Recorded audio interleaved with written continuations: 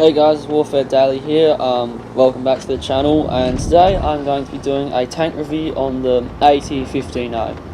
Now, the AT-15A is a premium British tank destroyer at tier 7, and it shares many of the characteristics of the other British tank destroyers, although this one is a premium tank.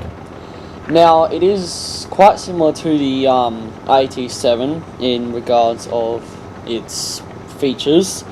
Like all the other British tank destroyers, it features very heavy armour, but it is quite slow and unmanoeuvrable. And it has that same kind of gun, the really fast reload one with a reload time of 4 seconds and around about 150 average damage and decent penetration and good accuracy. So it actually does have a good gun, which is, I think it's the same gun as what's on the AT-7. And I believe it is actually a 17-pounder gun, not quite what's on the Firefly, but I guess you could say it is somewhat similar, just probably like a better version. Now, like I said before, it is slow and unmanoeuvrable. That's the thing about it that probably could be off-putting.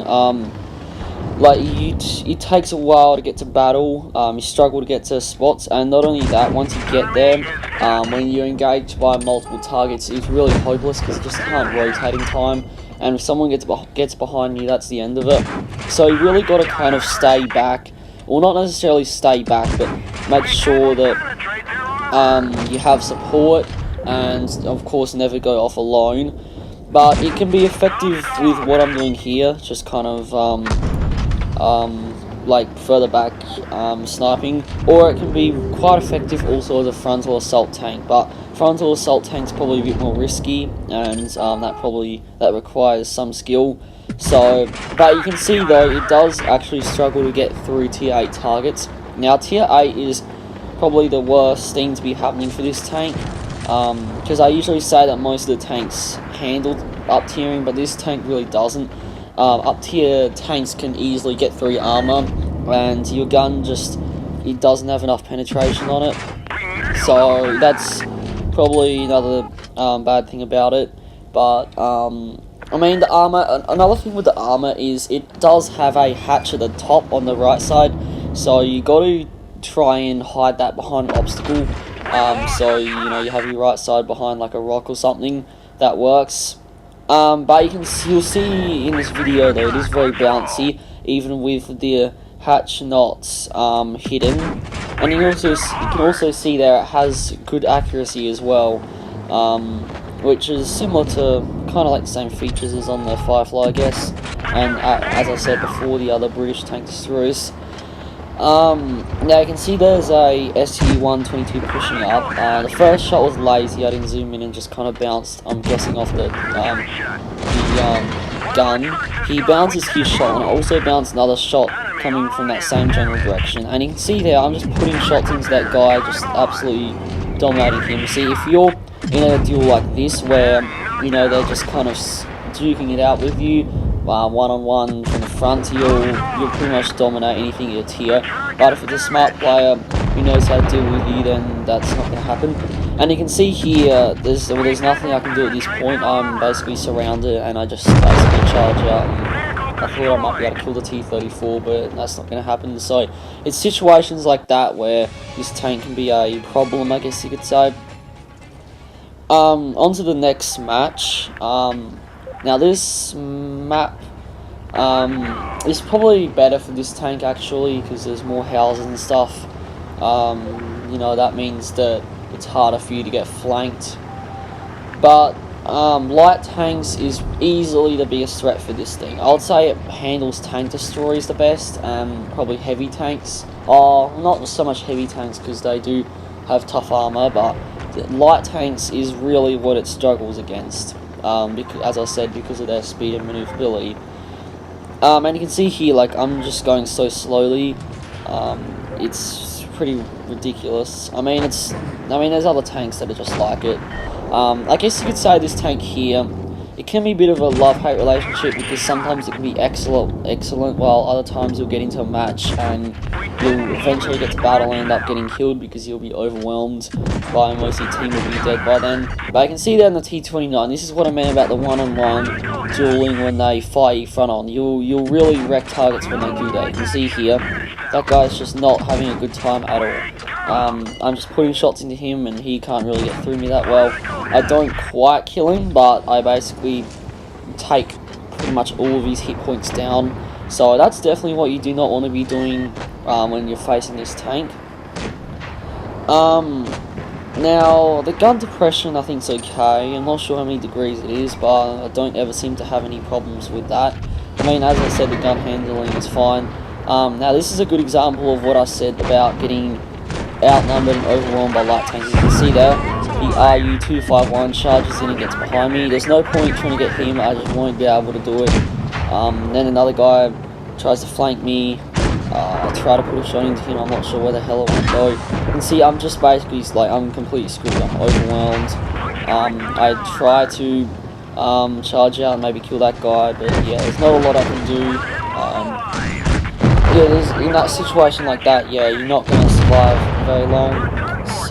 I mean, and that's what I said about the up-tiering in the light tanks. It's not a good combination with this tank, so that's one thing to keep in mind.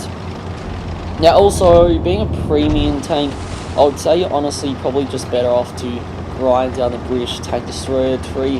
Now you see, back a while ago, like last year, I think it was before last year, I'm not sure exactly when, but before British tank destroyers came out, people got this tank and me as well, because it was basically one of a kind.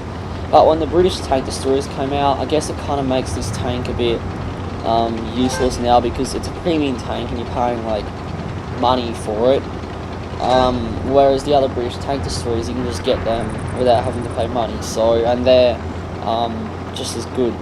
I'd say the AT-15A is a little bit worse, but it's probably not worth it if you're going for the British tank destroyer path. And I mean, as I said, it's not about a tank or anything, but I just think that for the money it's worth, probably wouldn't get it being a premium tank. If it was just a normal tank, then I would recommend getting it, but yeah, no, don't spend money on it in this current meta of the game, especially with light tanks dominating at the moment. See, that's another thing about this tank. The light tanks before, like the Leopard and the RU path came along, there weren't really that many light tanks, so that gave this tank a big advantage. But when all the light tanks started coming out, it really affected this tank and all of the other heavy tank destroyers like this at a huge disadvantage. Now, in saying that though, if you have the right strategy, you can still deal with it, but I mean, you can see there, if they just face you front on, then you'll be fine. So I'm not saying this tank's bad, and that's not what I'm saying. I'm just saying that because it's a premium tank, because you can get the other British tank destroyers, because there's so many light tanks now, I wouldn't bother getting it, is basically what I'm saying. Now, that's probably enough said on this tank, not really much else to say. Now, onto this game, you can see there, I'm bouncing shots left and right, front, you know, I'm basically just bouncing shots all over the place, and I am putting shots back into them, but you can see there was a VK there that was held down, I kind of just couldn't really get through his turret. But this is, I guess, a way that this tank can be helpful, is you just kind of sit in front of the enemy and just bounce shots all day, and if you have enough support on your flanks, then they won't be able to flank you. Even if you're not necessarily doing that much damage, which I didn't, it's just about soaking up the damage, and then your allies can, you know, deal the actual kills.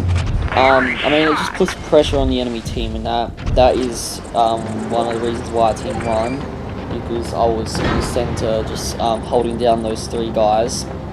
So yeah, that's definitely one thing you can do with this tank, probably the thing that it's meant for, I guess. And yeah, the battle's just finishing up. I just kind of sat here idle because I wasn't going to be able to get that guy, and I had to reply to some messages. So yeah, that's basically all that happens. So yeah, final statement on this tank. Well, look, I guess it sets a good example for the other British tank destroyers. While I wouldn't get this one, if you like the look of it, then you could go for the other British tank destroyers. I guess that's probably what I would say. And yeah, the battle's over, and that's the end of it. Team does end up winning. So yeah, if you have enjoyed this video, like and subscribe. I do lots of tank reviews on this channel. So yeah, I'll see you guys in the next video.